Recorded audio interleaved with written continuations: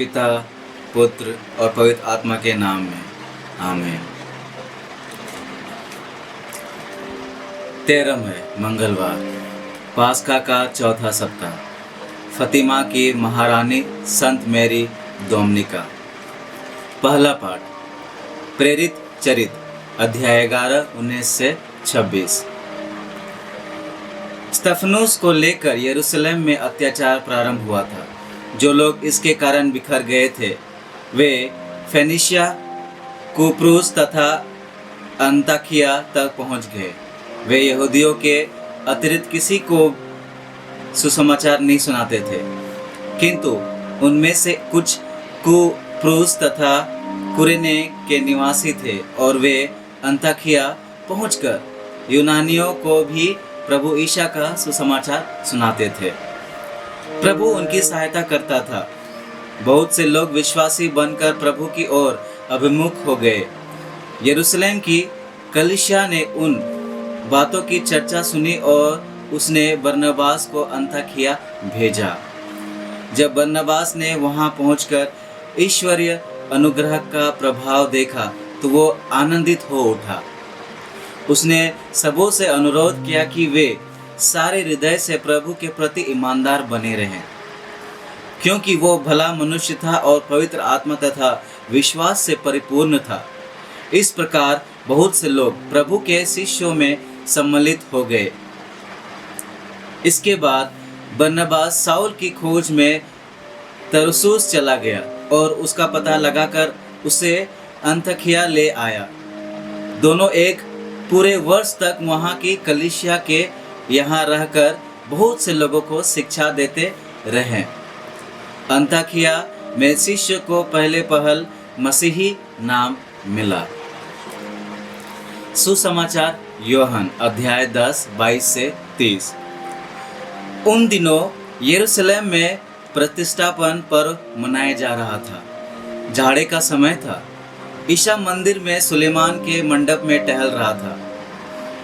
यहूदियों ने उन्हें घेर लिया और कहा, आप हमें कब तक असमंजस में रखे रहेंगे? यदि आप मसीहा हैं तो हमें स्पष्ट शब्दों में बता दीजिए। ईसा ने उन्हें उत्तर दिया, मैंने तुम लोगों को बताया और तुम विश्वास नहीं करते। जो कार्य मैंने अपने पिता के नाम पर करता हूँ वे मेरे विषय में साक्ष्य देते हैं। किंतु तुम विश्वास नहीं करते, क्योंकि तुम मेरे भेड़े नहीं हो। मेरी भेड़ें मेरी आवाज़ पहचानती है। मैं उन्हें जानता हूँ और वो मेरी अनुसरण करती है। मैं उन्हें अनंत जीवन प्रदान करता हूँ। उनका कभी सर्वनाश नहीं होगा और उन्हें मुझसे कोई छीन नहीं सकता। उन्हें मेरे पिता ने मुझे दिया है। वो सबसे महान है। उन्हें पिता से कोई नहीं छीन सकता। मैं और पिता एक हैं। चिंतन। प्रभु कहते हैं, जो कार्य मैं अपने पिता के नाम में करता हूँ वही मेरा साक्ष्य देते हैं। यीशु ने अपने प्रेमी पिता के मुक्ति के कार्यों को अपने चमत्कारिक कार्यों के द्वारा लोगों के लिए उनकी छवि को प्रदर्शित करना चाहा था। दयालुता और क्षमाशीलता का परिचय तो उन्होंने निर्लज्ज पापियों के लिए अपना प्राण त्याग कर प्रदर्शित किया। इसलिए उनके जीवन के अंत में लोगों ने यह साक्ष्य दिया, निश्चय ही यह ईश्वर का पुत्र था। बपतिस्मा संस्कार के द्वारा हम सबों ने क्रिस्तीयता को अपनाया है। हमने यीशु क्रिस्त को अपना प्रभु और गुरु माना है। बपतिस्मा के करारों द्वारा हमने पापों का परित्याग कर क्रिस्त में एक नई पहचान पाई है।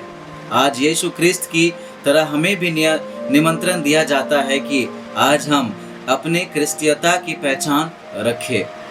क्या हमारे विश्वास और हमारे कार्यों में सामंजस्य नजर आता है?